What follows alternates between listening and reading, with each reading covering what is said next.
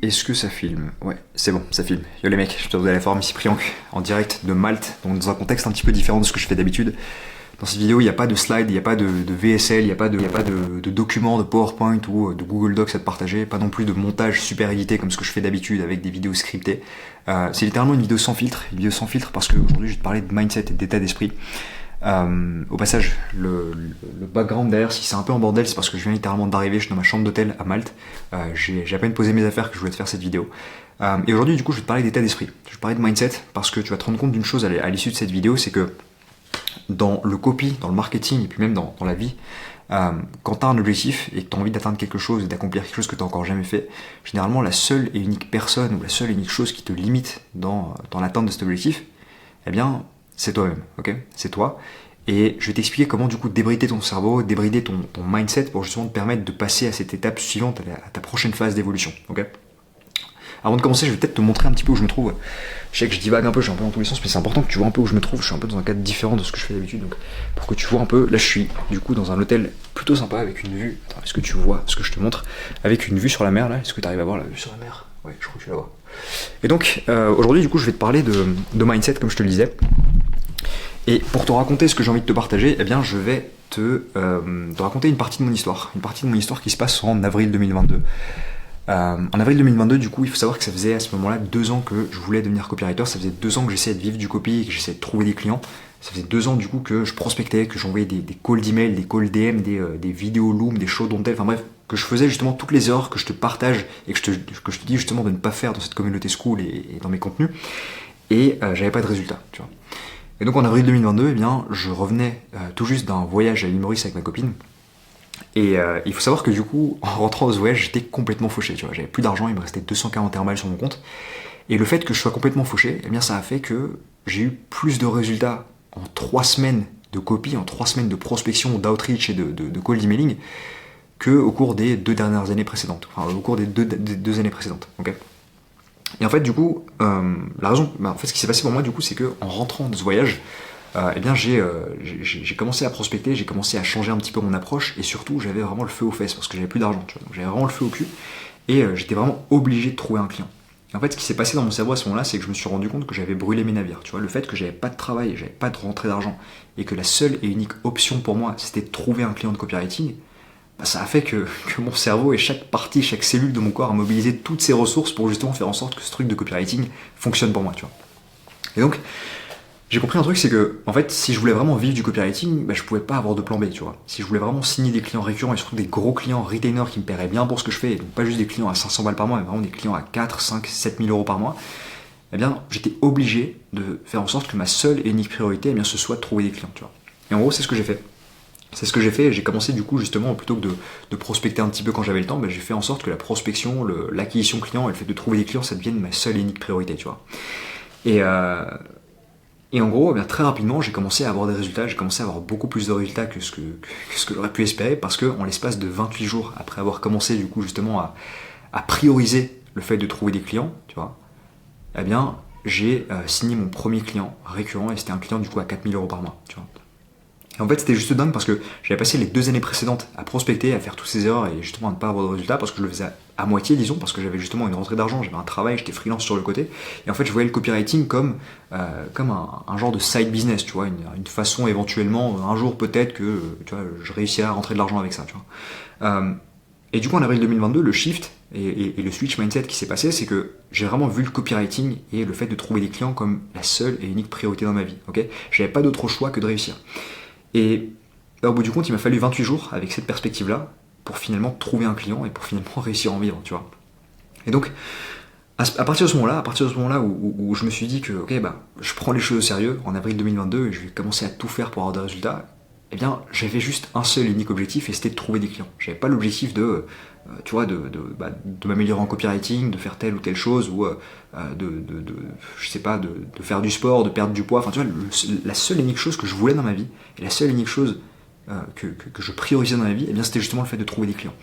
Donc, je mangeais copywriting, je vivais copywriting, je respirais copywriting et surtout, en fait, je respirais et vivais acquisition client, tu vois. C'était le seul et unique focus, tu vois. Et donc, à partir de ce moment-là, tu vois, trouver des clients, du coup, c'était juste mon seul et unique objectif. Et quand tu arrives à accorder tellement d'importance à une seule et unique chose et du coup à canaliser chaque milligramme d'énergie que tu as dans ce seul et unique objectif, eh bien au bout du compte, tu mets toutes les chances de côté pour justement avoir des résultats là-dedans, tu vois. Parce qu'aujourd'hui, ce que je vois beaucoup dans le milieu du copy, et puis à travers beaucoup de gars qui sont dans la communauté ou beaucoup de coopérateurs avec lesquels je discute, parce qu'aujourd'hui, tu vois, avec les appels qu'on fait avec Copywriting Wizard, on voit passer entre 5 et 10 copywriters chaque jour, tu vois, avec lesquels on discute. Et leur problème, c'est qu'ils sont trop dispersés, tu vois. Ils passent une partie de leur journée à vouloir améliorer leur copie, à analyser des pages de vente et à faire toutes ces conneries qui finalement vont pas te faire avancer. Et puis de l'autre côté, tu as aussi, ils passent un petit peu de temps à prospecter chaque jour. Ils vont peut-être se prendre 30 minutes, une heure pour contacter une ou deux personnes. Et puis après, ils vont le faire pendant 3 jours. Et puis après, peut-être qu'ils seront attirés par une autre idée de business. Puis après, ils reviennent sur le copy, puis ils vont améliorer leur copie, puis après, ils repassent sur la prospection. Mais globalement, en fait, ils font des milliers de choses en même temps. Et finalement, tu vois, ils font rien, tu vois, concrètement. Parce qu'au plus tu vas disperser ton énergie, eh bien, au moins, ton énergie sera canalisée sur une seule et unique chose. Et du coup, au moins, l'efficacité de ce que tu fais sera simplement optimisée, entre guillemets, tu vois. Okay. Et donc, de mon côté, et c'est ce que je remarque aussi à travers mes élèves, c'est que quand tu mets un seul et unique focus dans ce que tu as envie de faire, quand tu canalises tout ton focus dans une seule et unique action, et bien au final tu finis par avoir des résultats, tu vois. Et c'est vraiment avec cette perspective-là que tu dois approcher les choses. C'est ce qui va te permettre du coup de rapidement avoir des résultats. Parce que moi de mon côté, du coup, quand j'ai fait ce switch, et quand j'ai shifté ma façon de penser et que j'ai priorisé le fait de trouver des clients, eh bien 28 jours plus tard, j'ai trouvé mon premier client. Bien sûr, j'avais les bonnes méthodes, tu vois, il y a plein de choses qui ont changé, comme notamment mon approche, comme mes scripts d'outreach, comme le fait que j'ai commencé à automatiser la prospection, etc., etc., etc. Mais tout ça, je dirais que c'est plutôt mécanique, tu vois. Mais au niveau du mindset, si j'avais, tu vois, si t'avais pris une autre version de moi-même qui, justement, avait toutes ces bonnes méthodes de prospection, qui avait les bons scripts, qui avait la bonne façon de faire, etc., mais qui, à côté de ça, avait le même mindset et la même façon de fonctionner que le triangle d'avant, qui prospectait peut-être 30 minutes un jour, puis qui allait le refaire la semaine d'après, puis qui passait une journée à faire que du copy, puis qui passait une journée à justement plus penser copy, en fait, ce gars-là n'aurait jamais eu de résultat, parce que ce gars-là, justement, avait un focus qui était beaucoup trop dispersé, tu vois. Donc en fait, t'auras beau avoir les bonnes méthodes, t'auras beau avoir la bonne façon de faire, les bons scripts, les bons systèmes d'outreach et les bonnes façons d'automatiser ta prospection et de scaler la façon dont tu prospectes, au bout du compte, tu vois, si ton mindset il est pas carré et que justement t'es dispersé dans ce que tu fais et que t'as pas de focus, ça va pas marcher, tu vois, ça va vraiment pas marcher. Et c'est pour ça qu'en fait, s'il y avait un ordre des priorités, je mettrais même le focus et ta capacité à te concentrer sur une seule et unique action pendant un laps de temps, je dirais élongé, eh bien c'est beaucoup plus important que d'avoir des bonnes méthodes de prospection, des bonnes méthodes d'outreach et des bons scripts. Okay, et donc, peu de temps après avoir signé mon premier client, là, 28 jours après être revenu de l'île Maurice, eh bien, en août 2022, donc un mois et demi après, eh bien, je signais du coup, deux mois après, je signais du coup mon deuxième client de copie, et ce deuxième client de copie, du coup, c'était Max Piccini, et je l'ai signé en client récurrent également. On travaillait du coup ensemble sur des scripts, et globalement, en fait, c'est un truc qui paraissait totalement impensable, parce que les 2 années précédentes, j'avais pas eu de résultat, et là, en l'espace de 2 mois et demi, eh bien, je finis par signer 2 clients. Et 2 mois et demi plus tard, je signe du coup un 3e client, et puis un 4e, etc. Et puis au bout du coup, je me retrouve à travailler avec Mohamed Bouclé, Max Piccini, Jody Cavalier, enfin bref, des pionniers de la sphère infoprenariale française. Et tout ça en même temps, du coup. Tout ça en même temps. Donc, j'ai passé les 2 premières années de ma vie les deux premières années de ma carrière de copywriter à ne pas avoir de résultats parce que j'étais totalement dispersé dans ce que je faisais.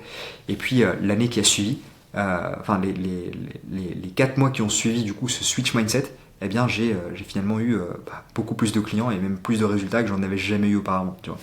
Et donc en fait ce que je veux dire par là, c'est que pour réussir et pour avoir des résultats, tu auras beau avoir les meilleures méthodes du monde, si ton focus est dispersé et ta capacité à te concentrer sur une seule et unique action pendant un laps de temps plus ou moins long, eh bien elle est totalement déstructurée, ça va pas marcher. Okay, il faut vraiment que tu aies cette capacité à te focus. À côté de ça, pour réussir, tu dois avoir faim, tu dois avoir la dalle. Et justement, le fait de ne pas avoir de rentrée d'argent autre que le copywriting, eh bien, c'est justement ça qui a fait que, en gros, j'ai fait en sorte d'avoir des résultats, quoi. Okay, donc, en gros, tu dois pas laisser de chance à l'échec. C'est vraiment ça que tu dois te dire, et tu dois vraiment prioriser le copywriting. Parce que je vois beaucoup de gens dans la communauté qui parlent un peu de façon défaitiste, tu vois, en se disant ok, bah voilà, peut-être que ça marchera, j'ai tout mon temps, tu vois. Mais en fait, la réalité, c'est que t'as pas le temps. Si c'est vraiment important pour toi, t'as pas le temps, tu dois le faire maintenant, tu vois ce que je veux dire.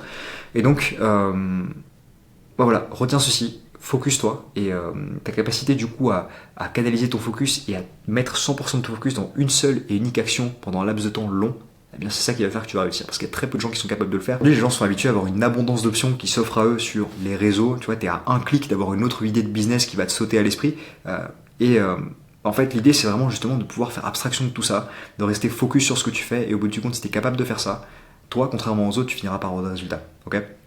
Au passage, je suis curieux de savoir, aujourd'hui, quelle est la raison principale qui fait que tu as envie de vivre du copywriting? Dis-le moi dans les commentaires, je suis curieux de savoir. Et moi, je te retrouve à la prochaine vidéo. Ciao!